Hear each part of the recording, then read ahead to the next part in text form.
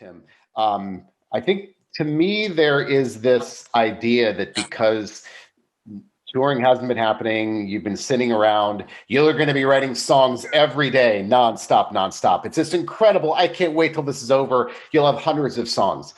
Well, in the 21 interviews, 25 I've done since March with Songwriters, the vast majority have said it's been a real struggle, because the weight of everything politically, the pandemic, it's difficult to write under those emotional circumstances.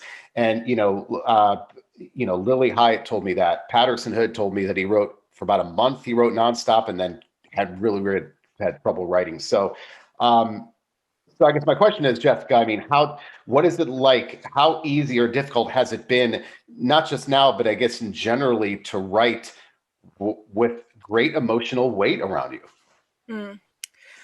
I think that I'm a person who, I'm holding a lot of this emotional weight with what's going on in the world, and it's not until quite a while after. I'm definitely not a reactionary person when it comes to the struggles going on around me, and then I write about it right away. Like, it needs to sit in me for a while, and so I don't have 100 songs to show people. Also, I am very driven by deadlines, and I think releasing a record in the middle of a pandemic, these songs were written well before this happened, and with still no end date. Yeah, there's a vaccine, but I don't know if half of America is gonna take it or not. Like, what's gonna happen in the touring world? What venues are gonna be around? There's just still so much uncertainty, and for me in particular, deadlines are a huge thing for me. And there's really no deadlines right now. I don't have studio time booked because it's difficult, to do anything outside of my own studio up here in the Northwest. And you keep hearing in the music community, be kind to yourself, like mental health, like put that first before, productivity or whatever. And I have taken that seriously. And I've also just been really busy trying to figure out all the ways to pivot in the middle of a record release, doing these live streams and things that take a different kind of energy that I didn't quite sign up for, but this is what we're doing because artists have to pivot and be creative when the circumstances call for it. So, but I am I should start going on patrol in my neighborhood. I've actually never been able to write music as I've been walking. Walks are the break, then I come back and something comes. Do you need distance from from emotion to be able to write about it, or can you write about it when you're in that emotion? I guess related to what's going on right now. I can write about it when I'm in the emotion. I think really it seems, I think in my songwriting process is more like hunter gatherer. Like, I'm constantly just grabbing these tiny things from a book I read or what's happening in the world, and it doesn't quite start to make sense to me until I see it. I journal pretty much every day, and I I try to absorb it more than just I've never been really good, but just okay, I'm gonna write a song about my emotion and here it goes. It kind of often feels maybe a little trite to me. So Tim, has it been easy for you to write? I mean, songwriters have told me that it's been very difficult during this time. I wrote a record and just finished it. So sure you did.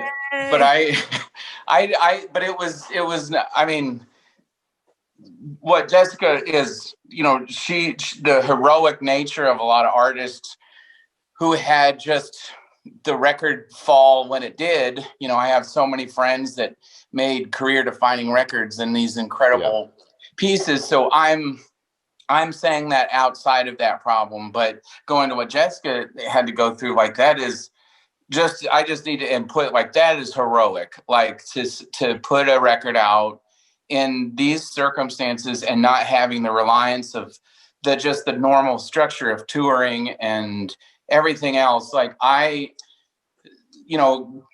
someone who didn't happen to, I just need to acknowledge how everyone should appreciate how much extra work and how much ingenuity, I'd imagine you'd have to go through, Jessica, it's like you had to rewrite every rule that you thought this way existed, and you had to rewrite everything on a daily basis of what do I do.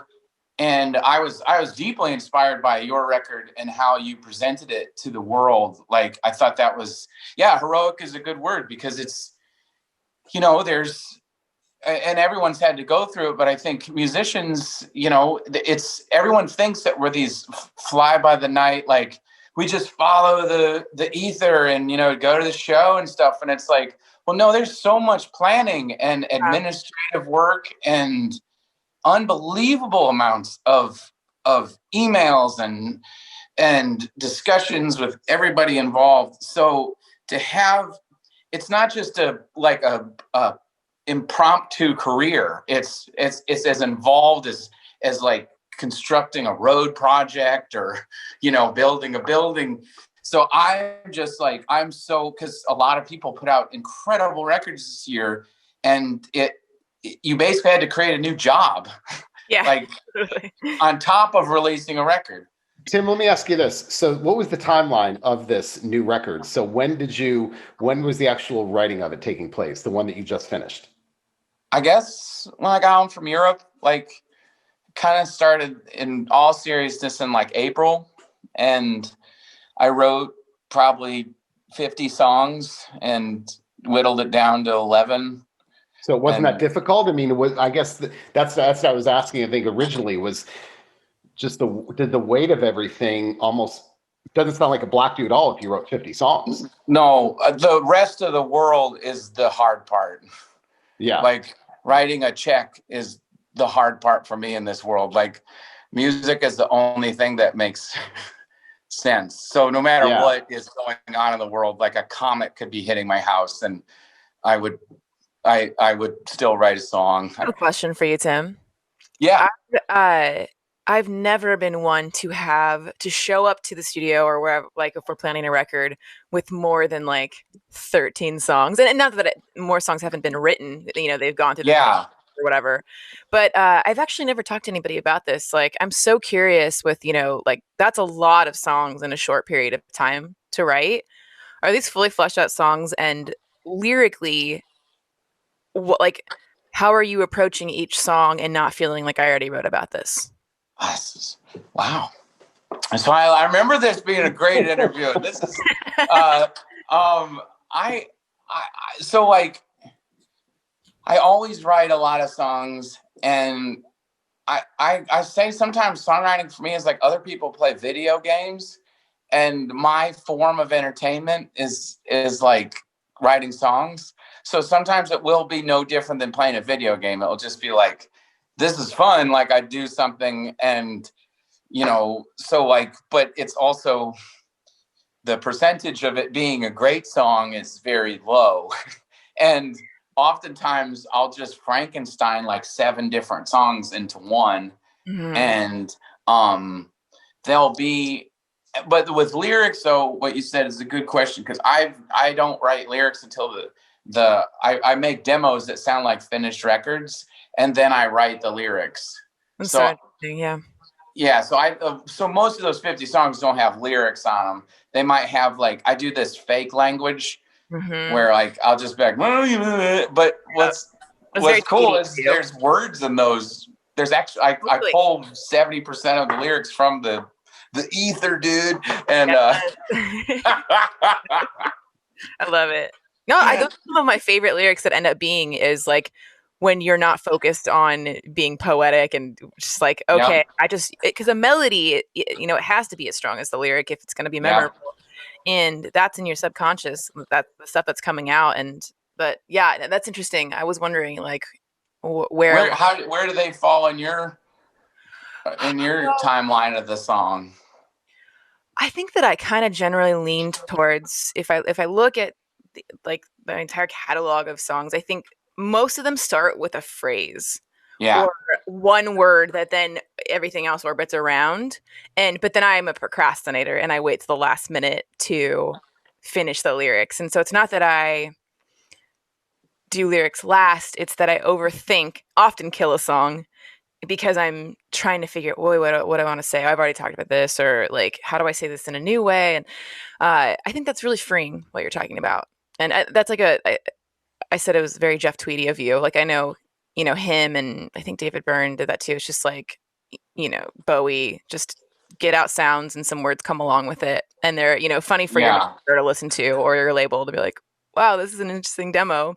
It's your made up language, but I think it's Yeah. awesome. Well, and the other thing, I mean, I always tell this to friends who write songs, or if they're blocked, like, I think I'm able to do it because I just don't, I probably have like multiple personality or whatever kind of mental dilemmas. But the thing that I find, especially if you're a career artist, I trick myself all the time with songwriting. I just tell myself this will never be a Strand of Oaks song ever. Like, There you just go. have fun. And then you like literally remove yourself from the creative, for whatever you feel tethered to like a band name or an album, and then you're like, I'm gonna pretend like there's one song on my new record where the whole song was written, and it's probably gonna be like the first single, but I wrote it thinking 80s Tina Turner singing this song. Like, I wrote a song for Private Dance era Tina Turner, and I'm gonna sing. I wish, Tina, if you're listening,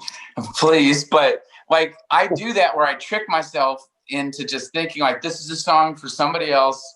This has nothing to do with me. And it sounds really crazy when I'm talking about it now, but it at least it helps me.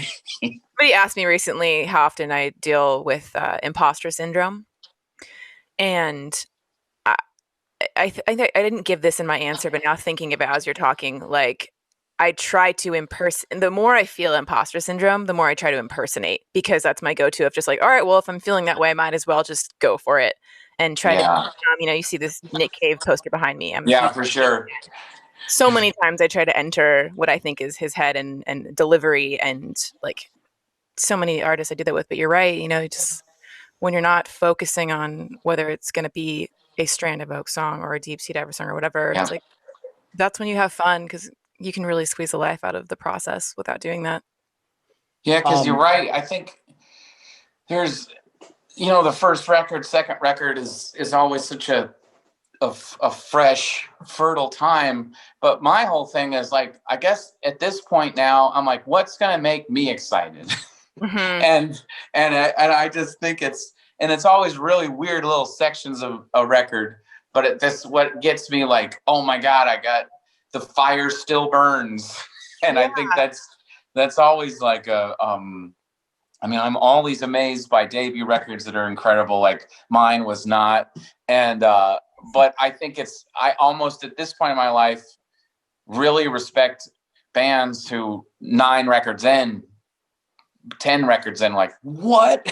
You're just like Lucinda Williams, for instance, this year, like, my favorite in the world. And she came out with the dirtiest, most dangerous album. Like, it's like, it's bolder than any 20-year-old could possibly touch right now. And she's been doing it for so long. I mean, those are the examples that give me like tons of hope for slowly morphing into Santa Claus, and aging. So. I was gonna say, you guys were talking about the voices, and like 9 years ago, I interviewed Jack Tempchin, and Jack Tempchin wrote "Peaceful Easy Feeling." He co-wrote a bunch of songs with the Eagles, and he told me that when he and Glenn Frey, this was 45 whatever years ago, he and Glenn Frey would do that made up thing, and they had a name for the voice. They called it El Blurto, and they said El Blurto was, and they gave it a name, and that even made it more of a process for them, where those kind of nonsense songs come out, or nonsense sounds come out. So Jessica, you mentioned deadline, you mentioned procrastination, and I'm the same way. When I write, I need deadlines. I do not do well with big expanses of time. Someone says to me, get this to me in 6 months, I'm not doing it until 5 months and 29 days later. So you do write well, Jessica, under deadline for the most part. That's something that you are the most effective with? Oh yeah. I am very driven by deadlines and like if the feeling of purpose, like, and if I lose track of that, I become so untethered, and I start questioning everything about my life and what I'm doing. And being an artist is just a crazy way to live already. So I go down a rabbit trail, and it's not good. But yeah, I was like literally just talking to my partner Peter, and we've been married for 10 years, and he's in the band as well. And we were just talking about this last night of just, I'm ready to make some new deadlines for myself, because whatever, we've been so wrapped up in album release, but things are calming down at the end of the year, and I'm excited to begin the new year with some new disciplines. And I don't know, I think about like the single off of this record, Impossible Weight, the self-titled. That was a co-write, and that was the first time I ever co-wrote for my band in my life. I've co-written with other people for their own stuff, but or a very deliberate co-write. And Jen DeSilvio, the woman that I co-wrote this with, she was doing that same thing at the very beginning, where she was just like, I've never seen anyone do this before, where she started playing piano and just like, like, it's so like, I love that there was no, she wasn't self-conscious about it all. I mean, this is what she does for a living. And, but then she was such a fantastic facilitator of this time, because, you know, once we got into what was the main riff, and then she just said, what do you want to write about? And then it was just like, she wouldn't let me stop. You also mentioned journaling. And I find that songwriters fall into two camps. Those who say, I never journal, doesn't do anything for me. I should, but I don't. And then there's some that are religious about it. And it sounds like you are an avid journaler. So talk about that. And how that, I guess, so sorry, two parts. So what is it like? What do you write about? And also, does that directly impact your songwriting? Yeah.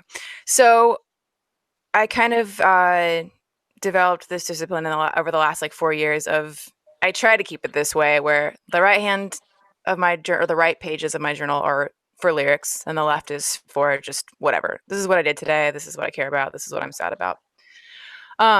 But it never goes that way. They kind of just like jump all around the page. And I try to write a lot when I'm reading a book. Like the last book I just finished was Miranda July's The First Bad Man.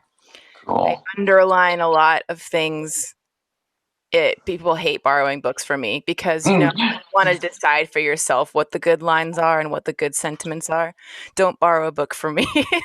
That's cool. Like, they're just totally chicken scratched up and highlighted up. But another practice in my journaling that I try to do at least once a month is I will look at, like, let's say, I think the last one I did was like a Mitski song.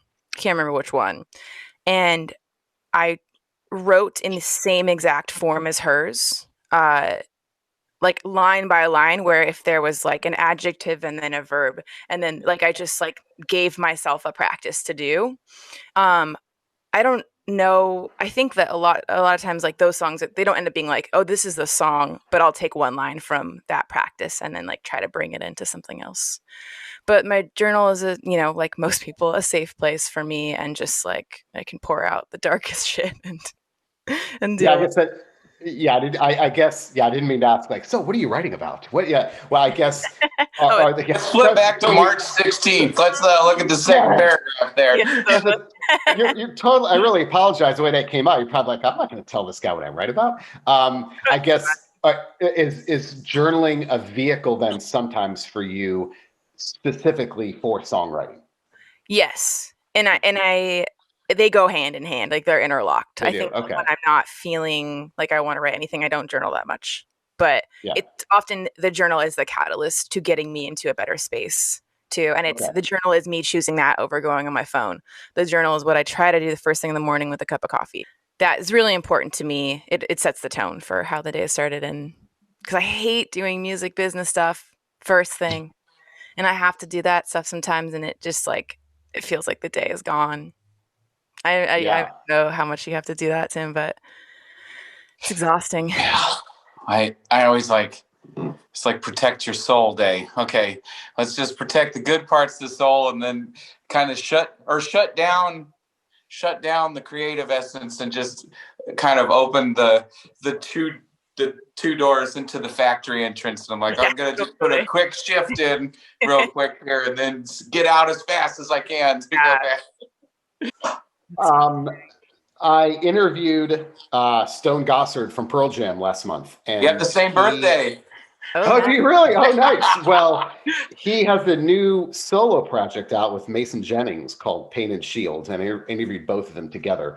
And Stone Gossard has this whole theory about movement, bipedal movement, and how whether it's walking, swimming, hiking, gardening, bipedal movement, the impact it has on that rhythm has on song ideas. He's convinced that going out for a walk or swimming, that cadence and that rhythm, that's what gives you the beat. And that's how he creates a lot of his songs that way. And so, Jessica, I guess, is movement in some fashion an important part of your creative process? Actually, cooking is that for me. Cool. It's like my if I wasn't a musician by trade, I would definitely be opening either a taco truck or something, like whatever. I would be doing something in the food industry. And that is a rhythm. That is drumming for me. That is multitasking. That is Okay. timing. That is, and so yeah, I get to kind of just go to a different part of my brain. Yeah. Tim, last time we talked, as I mentioned earlier, you told me how you go around for these walks. That was your way to really get ideas to work through songs on walks. I think you said you'd leave the house with almost nothing and come back with a fully formed song. Now, I think if I'm correct, last time we talked, you were in Philadelphia, but now you're living in Austin. So are you still doing that, I guess? And also, have you found the process to be different because you're literally in a different environment? Oh, I have never, and I love Philadelphia more than anything in the world, but I've never been able to say in the millions times asked if, like, does your environment affect your songs? And Yeah. never before did it, but it does now. Like, we have a house in Austin, and I'd lived in apartments, my whole adult life, and we have a yard, and we have things to do, like you said, gardening. So, and the weather, like, I am actually, for the first time ever, I could see a direct correlation between my environment in Austin, and because I think there is something, I, I don't know if it's just me, but there is other people that have lived their whole lives here. Like, there is something in my DNA that the first time I smelled Austin and I, like, saw the colors and the river and the heat, like, it just turned on something in my brain 15 years ago. So I've kind of wanted to move to Austin ever since then. And finally, when I did move down here, like, I I love the way it smells in the morning. Like, it smells like cedar and like sweet wood and stuff. And there's a almost like an ocean scent that you get from the humidity if the wind's coming in from the east.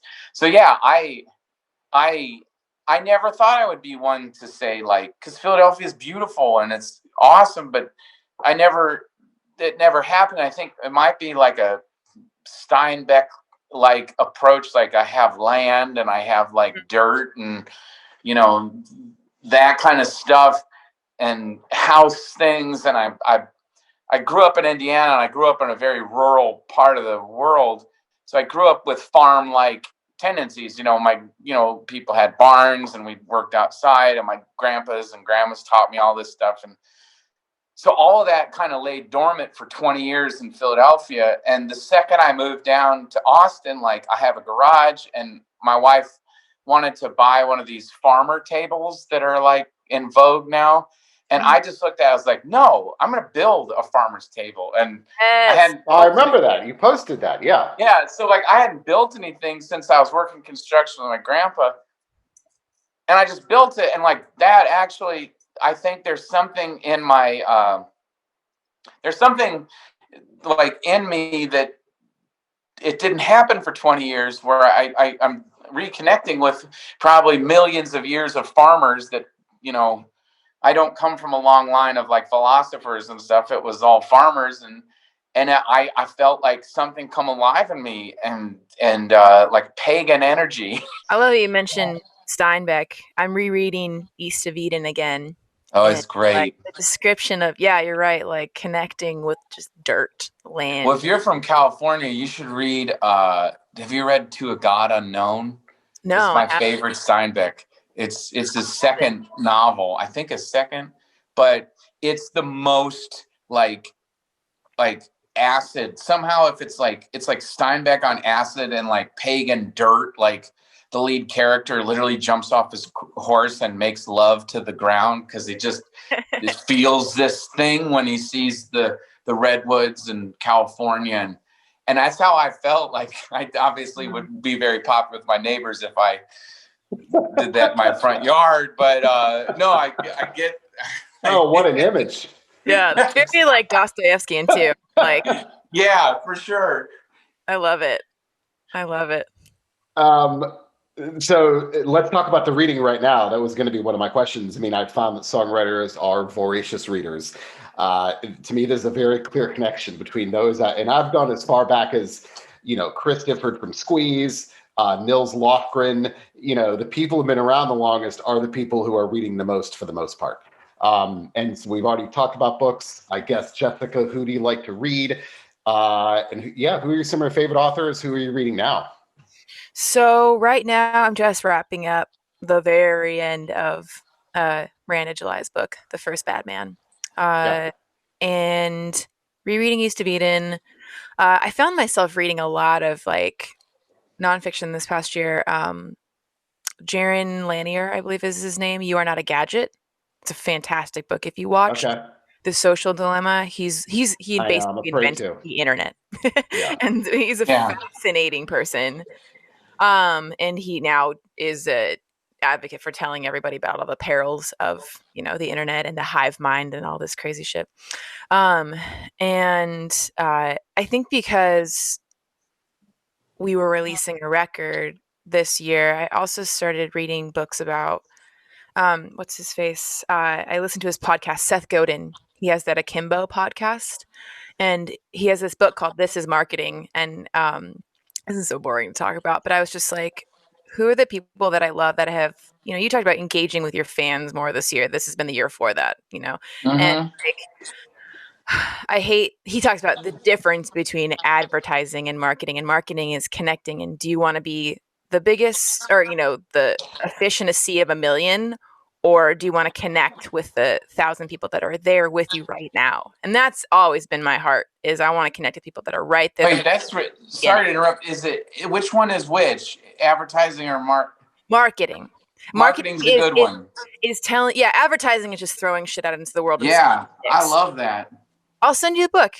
I'm done with it. I underline everything. Good, advertising bad. I feel that all the time. Yeah. Yeah, and there's this disconnect. I think when, as an artist, it's really hard to talk about self-promotion or to do those acts of self-promotion, but like people want to be in on what you love. That's why they like you. And and I do differentiate between like sharing too much and, of myself and whatever. But like, I'm really passionate about, I know this has nothing to do with songwriting, but like this year I made a really conscious effort to like up our game in what we chose to sell as merchandise, and how does that connect with me? And like, is this something cool? What I want this? Am I going to wear it? And we try to just have a lot of fun with it. And like, and that is marketing. Like you're trying to like get your name out there and for people to be excited and genuine about it. But like, it felt like the least douchey book I ever read about business. It was really cool. That's awesome. Yeah. Jessica, do you read a lot of, like, who are some of do you have fiction go-tos or types of fiction that you like to read? I do like a lot of Russian novelists. Dostoevsky being my favorite. Started reading some Tolstoy again a couple years ago. I have all the old, like, I do love really old looking books that you have to be careful with. Sounds like it. Yeah. Because, who knows, with like the digital age, if books are gonna stop being printed, I don't know. But I do literally cherish like I'm a big what's the word? I can't do ebooks. I have to be holding. Really? Yeah. So a songwriter turned me onto this a few years ago, and I could never do this before, but I was the type of person that can only read one book at a time. Mm-hmm. And he said to me, he reads like 3 or 4 at a time, but they're different types of books. Yeah. And it allows him, when he's not reading that one book, to have it be stewing around in his head. And that changed my reading habits forever. And now I always read like 3 books at a time. Yeah. But it's like one fiction, one nonfiction, and maybe like one book on something about music history or something like that. Mm-hmm. And it really changed how I read, because when I'm not thinking about that book, it's still somewhere in my mind. So have you ever do you do that, or are you a one book at a time person? I am like that. I'm like you, where it's just for better or for worse. Yeah, I try to multitask and I'm the worst at it, but like I think it's a positive. Yeah. And yeah, I do like the mixed bag of fiction, nonfiction, reading, whenever I can get my hands on a New Yorker or something, reading short stories and Yeah. Right. That's another thing is that kind of short form pieces to kind of, yeah. yeah, they're easy to digest. I'll tell you what, the one of the best books I've read in a long time. It's a fantastic novel called Fall Back Down When I Die. Mhm. It's by his poet. His name is Joe Wilkins, and he lives in Montana. And it has to do with, you talk about the dirt. It is jaw-droppingly good. And I think when poets write novels, when it works, it's amazing because of the language. But has to do with land issues in Montana, like the Bureau of Land Management and the militia is involved in all those issues having to do with the land. And it's on a farming community in a small town. Blew my mind. Joe Wilkins, Fall Back Down When I Die. And that was amazing. What did I just read also? Interpreter of Maladies, Jhumpa Lahiri, that was amazing. So many of those books. But and then Tim, before I ask you this, I guess Jessica, what would you say if some songwriter says to you, I write songs. I don't need to be reading novels. I mean, how is being a writer, how does being a reader make you a better songwriter? I think it opens up sections of my heart that close up quickly, uh, without me even knowing it when you start getting into the shuffle of life. And so you're obviously having to pause and to sit down, or unless you're walking when you're reading, which would make me dizzy. But um, yeah, I think, as I was thinking about the novels that I mentioned, these are very, grandiose like novels Right. in the scope of literature. And I think that I love that because like I feel deeply, they very much move me. And so I it all goes back to feeling purpose and what am I here for? Why does it matter that I write a song? But I can look at this book and be like, well, this thing matters to me and it's here for forever. Yeah. And I have to just get outside of the critic voice, and that reading helps me do that. Yeah. How about you, Tim? I forgot what we talked about last time, but reading habits and that kind of stuff.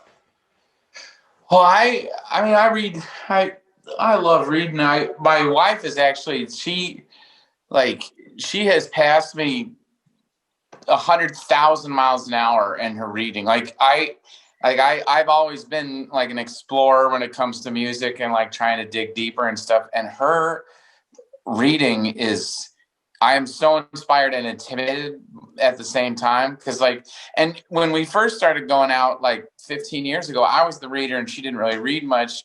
And then like 6 years ago, she just like started. And within those 6 years, she's read 100 times more books than I. But I call it, like, I joke because remember when we were kids, there was reading levels. Like if you were Yes. like, Yeah. By colors. my They wife were has a much colors. higher reading level than me. Like she'll be reading like House of Leaves or like what's his name? She's gonna get so mad. Pynchon, Thomas Pynchon or whatever. Yeah. Yep. And I'll try and read 2 pages of that, and I'm just like, what amazing this is. Like I can't, like, I love reading, but so Yeah. I'm actually just like constantly in her wake, just trying to, kind of keep up. But I have this strange issue of, I'm either reading like I'm just looking at my books over here. I'm reading like the most, from the outside perspective, boring and technical books ever. Like, and I get real stuck on topics. Like I'm obsessed with the Hebrides Islands in Scotland.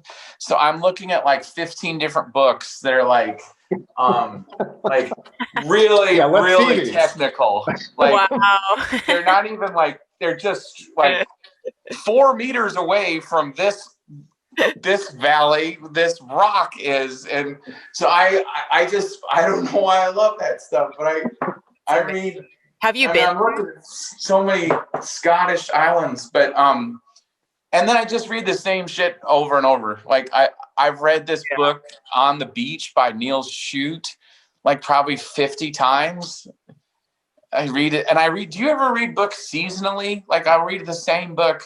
Like the second summer starts, I'll read a book, or like the fall, I always read something by Kurt Vonnegut. Like I just read Sirens of Titan for the 4,000th time. Jessica, I guess, is there a ritual to your process as far as time of day? Is there a certain room where you like to be, certain things you have to have with you? For me, at least, before you answer, I guess for me, at least, it's a measure of confidence when I write. I know that if I'm in that place, even if, if I've had success once, I might have success there again. John Darnielle told me he wrote one of the Mountain Goats albums at the dining room table because that's where the mojo was. And so I'm curious your thoughts on that kind of the ritualistic part of the process for you. Yeah. I find myself most inspired by, so right now I'm downstairs in the basement. That's a cool room. Thanks. There's no natural light down here. And this is not the best place that I write. I write the best place with natural light. So upstairs, I think coffee is very much a rich. So Peter, my partner, he's been working in the coffee industry for 15 years. And so have to start the day like that, journaling. And I think I write my best stuff when he's there and we're like, really? Yeah. So he writes stuff with me. I write all the lyrics and, there are times where I'll bring an entire finished song and I'm more of the arranger mindset and he is the sparker. And so he would say like, maybe I can't write a whole song, but I'll get us to figure it out, whatever. And so, the ritual being, I think they're the best where we just press record and he doesn't let me stop writing because I am constantly fighting that because I'm like, whoa, wait, this line isn't right. And he doesn't give a shit about perfection whatsoever. And so, also too, I try, instruments are really like, I don't do a good job just like singing and, singing out melodies into my phone. I have to have an instrument with me. I don't know why that is. Either it's a drum machine or I get really, I think I buy too much gear because I try to like detach myself to that childlike place of when I first picked up an instrument and how you don't have ownership over it. You don't know how to play it. And there's something just like, that's the spirit of, I don't know if this has to do with ritual. Forgive me if I've gotten off the question, but, I do like to make it a point to bring in something new, when I'm writing too, or something I haven't played for a while. And so I can approach it as like, oh, I know how to play this. I know what my go-tos are. So, yeah. So you said you're constantly fighting perfection. I think that those were your words. Mm-hmm. Is that something that bothers you, or do you think that's the strength of your process? It's something that bothers me. I've been talking a lot about the critic voice the last year to myself and to others, and how to cut that out of your life, out of my life. And because there's just no room for it. It's only damaging. Okay, so Jessica, last question for you then, and that is pen and paper or computer for lyrics? Pen and paper. See, But when I'm in the song and recording it, and like if I've already, played a scratch track or whatever, and I start hearing things, then I have to go to the computer because I'm already on the computer and I just type as fast as I can. But pen and paper to start. Yeah. So and this is the other thing is that I could do an entire website dedicated just to the types of pens and colors of ink that songwriters use. And even the paper, because you are enormously possessive and protective and it only has to be a certain kind. So do you have your favorite type of pen or color of ink? Black ink, no shitty pens. I'm trying to think. I've actually really, I have like gone to the art store more often to buy nicer pens. I can't tell you the brand because I won't remember it. Yeah. But and cursive is a go-to for me. I think because you can write faster, and so as a former second grade teacher, I really respect cursive. I think it's shooting towards excellence. That's cool. It looks more refined. I think it just elevates the whole experience. Yeah. That is amazing. My wife and I write in cursive, and we don't want our kids to understand us because they don't teach in schools anymore. Really, that is so sad. That is so sad. I'm not gonna let that happen if I have ever. Okay, so Tim, your ritual then, since you've moved especially, is there a time of day or a place where you tend to get that best writing done, or things you have to have with you? I don't know. I get up stupidly early. I get up at like 4:30 or 5 in the morning, and Wow. so I have like I write a lot of songs before 7. Like I don't know what, I get up early. I can't sleep very well, but I guess it's just, I don't know if it's anything procedural, like anything, it's, as you can tell by the color of my shirt, infer something else that's that color and use a lot of it all day.